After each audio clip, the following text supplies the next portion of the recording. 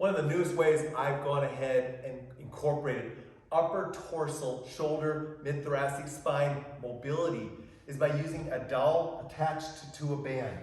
Now typically you can go ahead and just attach the band through the dowel like so. However, to secure it and make it more solid so that the band does not slide off the dowel, I'm going to roll the band back and create a loop that I then can go ahead and feed the dowel through and position it so now it's officially attached onto the dowel and it can't slide off. The other thing I'm going to make sure I do is I bring in some kind of padding because we're going to use the half kneeling position more often in this stretch than we are standing position. That said, now I recommend that you go ahead and position yourself into a half kneeling position to begin with. Now, why the dowel? Well, the dowel is going to create a firm structure to grasp that's going to allow me to create some overpressure. It's also going to provide me a firm surface to just push and move with. Plus, it's going to be a solid surface that's going to force my upper torso to go through correct movement patterns versus the band only would allow me to stretch and mobilize the band, so as a result I don't have to necessarily go through a full range of motion or perfect posture. You'll see what I mean as I get into the exercises. So first exercise I like to do is just go ahead and grasp the dowel in a wide position and just do some straight overhead reaches. Now again, if the band is not forcing you to go back further, you can just sneak out a little bit more. My position is going to be typically right about there. I'm going to position myself, grasp the dowel, and I'm just going to go ahead and work some overhead reaches. Now, depending on where you grasp the dowel, it's going to create more overhead shoulder mobilization by going narrower.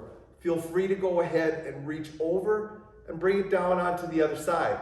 You'll have to manage the band from side to side over your head just to go ahead and avoid not hitting yourself directly onto the top of your head. From there, you can also use the dowel to go into a frontal plane.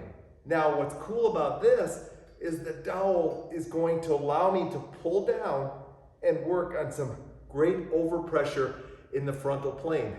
You can also go ahead, because you have the band attached, it's going to pull you further into rotation, and you can nice and easily work rotational mobility in this half kneeling position. From there, I like to go ahead and also do some simple behind the neck shoulder presses, which allows me to anteriorly mobilize my shoulder girdle, but also activate my scapular stabilizers to go ahead and incorporate a more postural stabilization position. Great way to go ahead and mobilize. I can even pull apart on the dowel to engage my shoulder girdle and specifically my shoulder blades even more aggressively. From there, if you want, you can go into a standing half kneeling position or a standing split squat position and open up the anterior hip on the posterior leg even more aggressively. However, my suggestion is focus on using this to mobilize your upper body first, and then go ahead and bring your lower body in as you're doing it.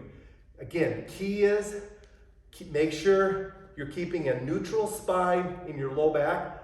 The band should engage your abdominal muscles, which will automatically create a little bit more stretch through your anterior hip, but also prevent you from arching through your low back so that your shoulder girdle has to go through the range of motion while you're allowing the band to take you through different movement patterns. And again, as always, discover, find different movement patterns that are restricted and go ahead and mobilize those as effectively as you can. Keep in mind, this is a focused movement.